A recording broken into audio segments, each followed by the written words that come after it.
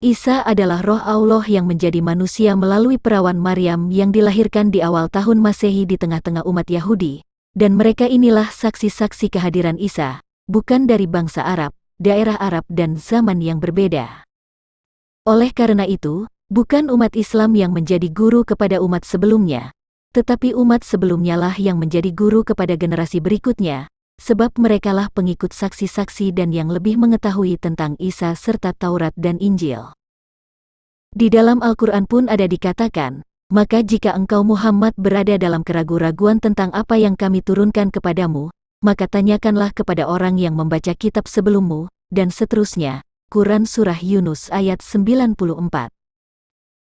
Dan kami tidak mengutus rasul-rasul sebelum engkau Muhammad, melainkan beberapa orang laki-laki yang kami beri wahyu kepada mereka, maka tanyakanlah kepada orang yang berilmu, jika kamu tidak mengetahui. Quran Surah Al-Anbiya, ayat 7. Al-Quran sudah mengatakan jika Alkitab, kekuasaan dan kenabian telah diberikan kepada Bani Israel, dan sudah diingatkan supaya tidak mengingkari itu, sebab mereka itulah yang telah diberi petunjuk oleh Allah, maka ikutilah petunjuk mereka. Quran Surah At-Taubah ayat 30-31 adalah dua ayat yang masih berhubungan untuk maksud yang sama, yaitu untuk menjelaskan tentang siapa Isa Al-Masih dan hubungannya dengan Allah. Dalam pandangan Al-Quran secara kontekstual, kedua ayat ini tidak boleh dimaknai secara terpisah. Quran Surah At-Taubah ayat 30. Dan orang-orang Yahudi berkata, Uzair putra Allah, dan orang-orang Nasrani berkata, Al-Masih putra Allah. Itulah ucapan yang keluar dari mulut mereka. Mereka meniru ucapan orang-orang kafir yang terdahulu. Allah melaknat mereka, bagaimana mereka sampai berpaling? Siapa Uzair yang disebut pada ayat di atas tidak ada sumber yang dapat memastikan, sebab nama tersebut sama sekali tidak terdapat di dalam Alkitab. Tetapi nama tersebut tidak begitu penting, karena yang akan saya bahas dalam video ini adalah soal istilah putra Allah atau anak Allah yang disalahpahami di dalam Al-Quran.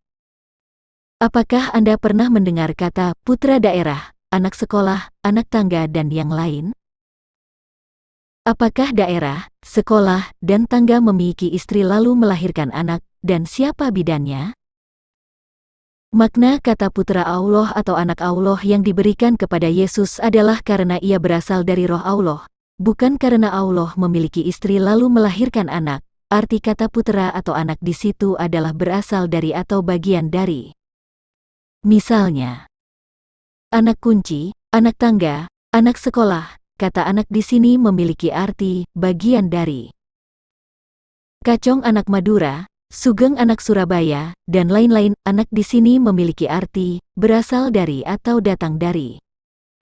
Anak bangsa, putra daerah, putra-putri Indonesia, dan lain-lain. Anak atau putra di sini memiliki arti bagian dari atau berasal dari. Yesus disebut anak Allah adalah karena ia datang dari Allah. Aku kenal dia, sebab aku datang dari dia dan dialah yang mengutus aku. Yohanes 7 ayat 29.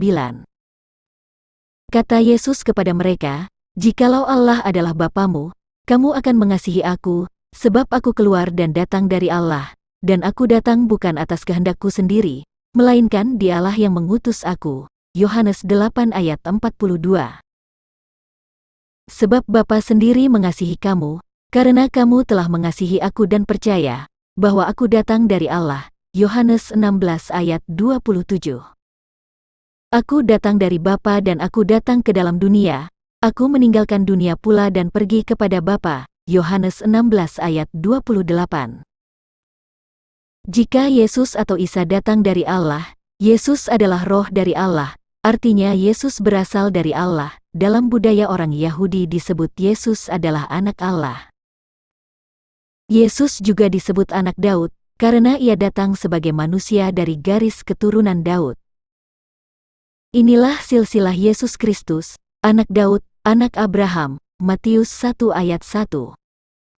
Ketika Yesus meneruskan perjalanannya dari sana, dua orang buta mengikutinya sambil berseru-seru dan berkata, kasihanilah kami, hai anak Daud, Matius 9 ayat 27. Ketika didengarnya, bahwa itu adalah Yesus orang Nazaret, mulailah ia berseru, Yesus, anak Daud, kasihanilah aku. Markus 10 ayat 47.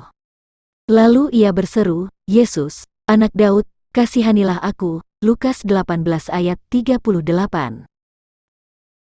Mengapa Yesus disebut anak Daud? Yesus sebagai penggenapan berkat Allah kepada Abraham dan keturunannya diturunkan melalui jalur keturunan Daud. Dengan demikian, Yesus disebut anak Daud bukan karena Daud memiliki istri lalu melahirkan Yesus, tetapi maksudnya adalah Yesus datang melalui jalur keturunan Daud. Berkat Tuhan kepada Yehuda, anak Yakub. Tongkat kerajaan tidak akan beranjak dari Yehuda ataupun lambang pemerintahan dari antara kakinya, sampai dia datang yang berhak atasnya, maka kepadanya akan takluk bangsa-bangsa. Kejadian 49 ayat 10. Dari Bani Yehuda lahirlah Daud sebagai raja bagi umat Israel. Berkat Tuhan kepada Daud, Mazmur 132 ayat 11-17. Di sanalah aku akan menumbuhkan sebuah tanduk bagi Daud, aku akan menyediakan sebuah pelita bagi orang yang kuurapi.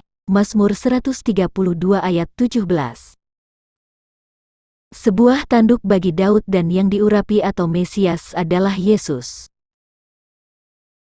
Dengan demikian, berkat Tuhan kepada Abraham yang akan menjadi berkat bagi semua kaum di muka bumi adalah Sang Mesias, yaitu Yesus yang datang melalui jalur keturunan Daud, sehingga Yesus juga disebut anak Daud. Seperti halnya umat Kristen sering berkata jika mereka adalah anak-anak Allah dan memanggil Allah sebagai Bapa mereka, bukan berarti Allah memiliki istri lalu melahirkan banyak anak yaitu umat Kristen. Penggunaan istilah anak-anak Allah bagi umatnya dan Allah disebut sebagai Bapa adalah menunjukkan kedekatan relasi antara Sang Pencipta dan makhluk ciptaannya, seperti kasih sayang orang tua kepada anak-anaknya. Anak yang diadopsi terhadap orang tua angkat, murid terhadap gurunya juga disebut anaknya. Pengikut Yesus juga disebut anak-anak Allah, dasar Alkitabnya. Yohanes 1 ayat 12-13. Tetapi semua orang yang menerimanya diberinya kuasa supaya menjadi anak-anak Allah, yaitu mereka yang percaya dalam namanya. Orang-orang yang diperanakan bukan dari darah atau dari daging, bukan pula secara jasmani oleh keinginan seorang laki-laki, melainkan dari Allah. Umat Israel pun disebut anak Allah yang sulung. Kejadian 4 ayat 22-23. Maka engkau harus berkata kepada Fir'aun, beginilah firman Tuhan, Israel ialah anakku, anakku yang sulung. Sebab itu aku berfirman kepadamu, biarkanlah anakku itu pergi, supaya ia beribadah kepadaku, tetapi jika engkau menolak membiarkannya pergi, maka aku akan membunuh anakmu, anakmu yang sulung. Mengapa wahyu Allah umat Islam tidak paham tradisi sebutan anak Allah di kitab Taurat dan Injil? Bukankah ini sebagai petunjuk bahwa wahyu yang ada di dalam Al-Quran bukan berasal dari pribadi yang maha tahu? Ayat-ayat Al-Quran yang mengkritik sebutan Al-Masih Putra Allah tentu bukan firman Allah, sebab dia tidak maha tahu, dan firman Allah yang sesungguhnya adalah Isa Al-Masih. Ayat-ayat Al-Quran yang mengkritik sebutan Al-Masih Putra Allah tentu bukan dalam rangka membenarkan Taurat dan Injil seperti yang disebut di banyak ayat di dalam Al-Quran, tetapi bersifat menentang Taurat dan Injil karena dia tidak maha tahu, dan tentu ayat ini datang dari pribadi lain yang tidak menurunkan Taurat dan Injil. Pemahaman tentang Putra Allah oleh sosok kami yang menjadi iman umat Islam adalah Dia, Allah pencipta langit dan bumi. Bagaimana mungkin dia mempunyai anak padahal dia tidak mempunyai istri? Dia menciptakan segala sesuatu, dan dia mengetahui segala sesuatu. Quran Surah Al-An'am ayat 101.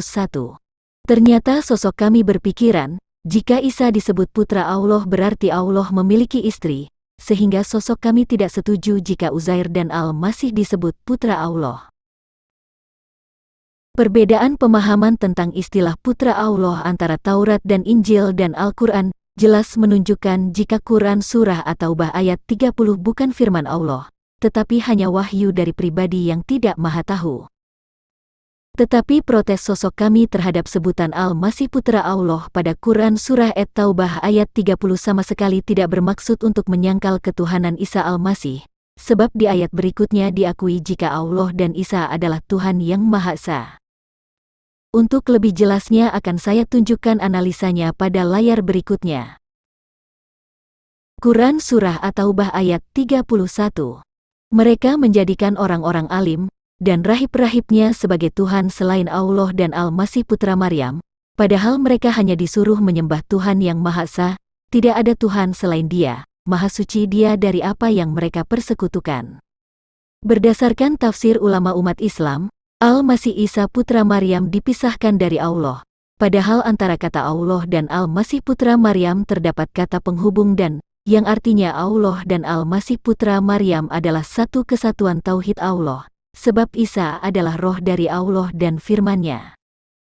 Ayat ini kalau disederhanakan akan berkata kira-kira demikian, mereka menjadikan A dan B sebagai Tuhan sesuatu yang tidak dibenarkan selain C dan D yang dibenarkan. Contoh dengan menggunakan pola kalimat yang sama. Mereka menjadikan singa dan harimau sebagai ternak selain ayam dan juga ikan, padahal mereka hanya disuruh memelihara hewan yang tidak dilarang undang-undang. Yang dilarang adalah memelihara singa dan harimau karena keduanya bukan hewan ternak, sedangkan yang dibenarkan adalah memelihara ayam dan ikan karena keduanya termasuk hewan ternak.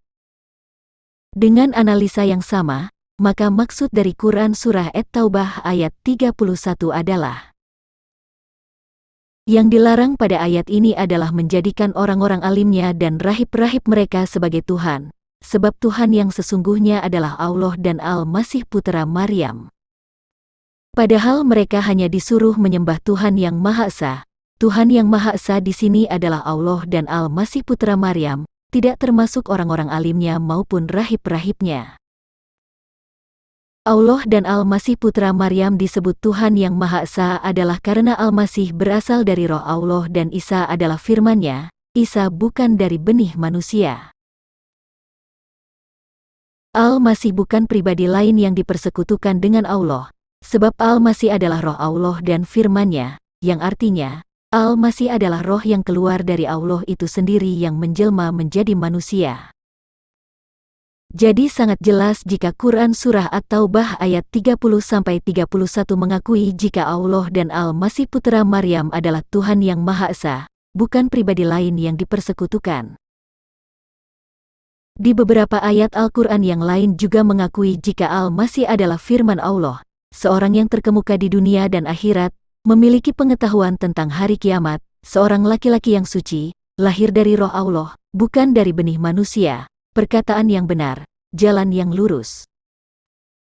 Namun karena umat Islam sudah murtad dari Allah yang menurunkan Taurat dan Injil dan berubah kiblat ke Ka'bah, beriman kepada ilah penguasa Mekah pemilik Ka'bah, Tuhan Bani Quraisy sejak zaman jahiliyah, maka ajaran Muhammad yang beriman kepada Taurat dan Injil pun diabaikan, bahkan pemahaman Taurat dan Injil diputarbalikan, sehingga umat Islam menjadi umat yang durhaka kepada umat sebelumnya.